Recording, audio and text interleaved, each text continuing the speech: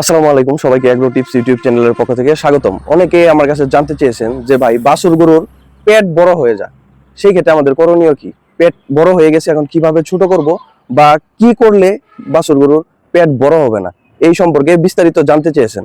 আসলে এই বাছুর গরুর পেট বড় হয়ে যাওয়া নিয়ে আমাদের প্রচলিত দুইটি ভুল ধারণা আছে। এক নম্বর ধারণাটি হচ্ছে, আমরা মনে করি বাছুরকে প্রচুর পরিমাণ পানি খাওয়ালে পেট বড় হয়ে যায়, আর বেশি বেশি খাবার খাওয়ালে পেট বড় হয়ে যায়। আরেকটি হচ্ছে, 2 নম্বর পয়েন্টটি হচ্ছে, আমরা মনে করি গরুর বাছুর যদি কৃমিতে আক্রান্ত হয় সেই ক্ষেত্রে পেট বড় হয়ে যায়। আসলে আমাদের যে এই দুইটি ধারণা, দুইটি ভুল ধারণা। যদি আমরা মনে করি যে কৃমি আক্রান্ত হয়েছে, পাকস্থলী কৃমিতে যদি আক্রান্ত হয়, তারপরেও বাছুরের পেট সামান্য একটু বড় হতে পারে, কিন্তু যে বড় সাইজ হয়ে যায়, মানে স্বাভাবিকের তুলনায় পেটটা বড় হয়ে যায়, এটাই মূলত আমরা এই মনে করি। বাছুরকে প্রচুর পরিমাণে পানি খাবার দেওয়া যাবে না, আমরা অল্প পরিমাণে পানি খাওয়াই। যে বেশি পানি খাওয়াইলে আমাদের ভুল ধারণা যে পেট বড় হয়ে যাবে। তাহলে আমাদের করণীয় কি? আগে আমরা জেনে নিই কেন বাছুরের পেট বড় হয়। আসলে মূলত বাছুরের পেট বড় হয় অপুষ্টিহীনতার কারণে।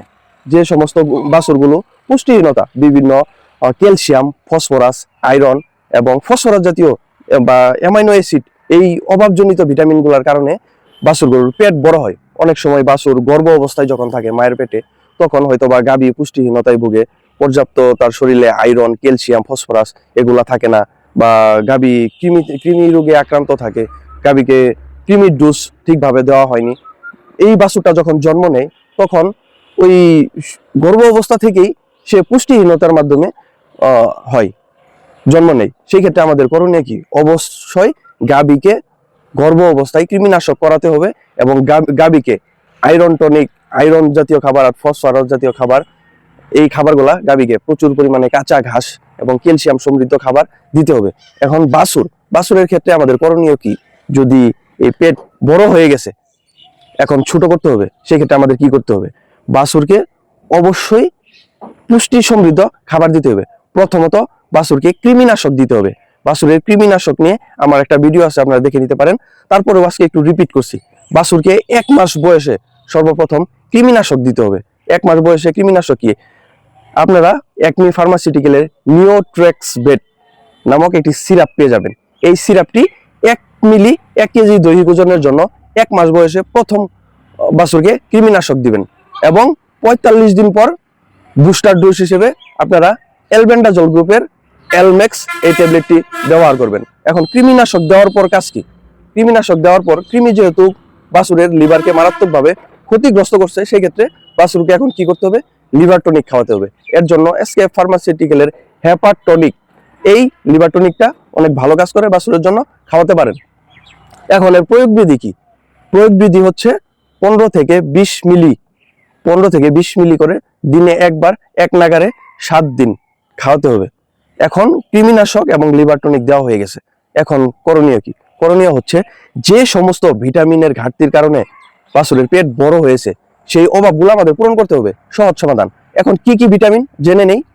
ক্যালসিয়াম, ফসফরাস, আয়রন এবং কিছু মাল্টি ভিটামিনের অভাব, এই ভিটামিনগুলো আমাদের খাওয়াতে হবে। তাহলে কি?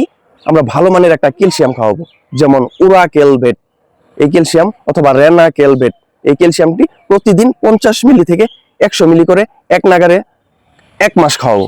এবং দ্বিতীয়ত হচ্ছে জিঙ্ক খাওয়াবো। জিঙ্ক তার রোগ প্রতিরোধ ক্ষমতা বৃদ্ধি করবে, তার চেহারাকে সৌন্দর্য বৃদ্ধি করবে, লোম, তার খুরা এগুলো মজবুত করবে। এই জন্য জিঙ্ক খাওয়াতে হবে। কি জিঙ্ক খাওয়াবো আমরা? জিঙ্ক কেয়ার অথবা জিসবেট, একনি কোম্পানির এই জিঙ্কগুলাও ক্যালসিয়ামের মতোই 50 থেকে 100 মিলি করে এক নাগারে 1 মাস খাওয়াবো। এবং খাওয়াবো আমরা মাল্টিভিটামিন। মাল্টিভিটামিন বাজারের সেরা হচ্ছে অ্যামাইনো ভিট প্লাস, পপুলার ফার্মাসিউটিক্যালের। এটি 500 ml এবং 1 লিটার এবং 100 ml ফরম্যাটেও পাওয়া যায়। এই অ্যামাইনো ভিট প্লাস সিরাপটি 50 মিলি করে এক নাগারে 1 মাস খাওয়াবো।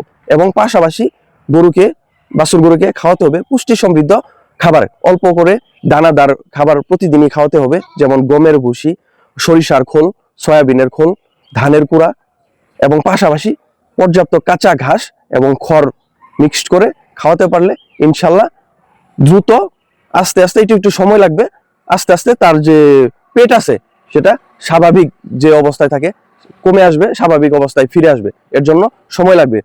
ধীরে ধীরে যখন তার পুষ্টির অভাবগুলা পূরণ হয়ে যাবে, তখন এই পেটটা স্বাভাবিক অবস্থায় চলে আসবে। আর আমাদের যে প্রচলিত ভুল ধারণা আছে যে পানি খাওয়া খাওয়া বেশি হয়ে যায়, এটা কখনোই করা যাবে না। বাছুর তার চাহিদা অনুযায়ী যতটুকু পানি পান করতে চায় তাকে ততটুকু পানি পান করানোর ব্যবস্থা রাখতে হবে এবং পরিষ্কার বিশুদ্ধ পানি তার সামনে রাখতে হবে। দানাদার খাবারের পাশাপাশি তার যখন প্রয়োজন সে পরিষ্কার এই পানি গ্রহণ করবে।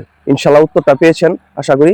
আর এই গবাদি পশু সম্পর্কে আরো যদি আপনাদের কোনো প্রশ্ন থাকে অবশ্যই কমেন্টসে জানাবেন, আমি সেটা নিয়ে ভিডিও করে আপনাদের মাঝে ছড়িয়ে দেব। এবং অবশ্যই আমার ফেসবুক পেজ এবং ইউটিউব চ্যানেলটি সাবস্ক্রাইব করে আমার পাশে থাকবেন। সবাইকে ধন্যবাদ।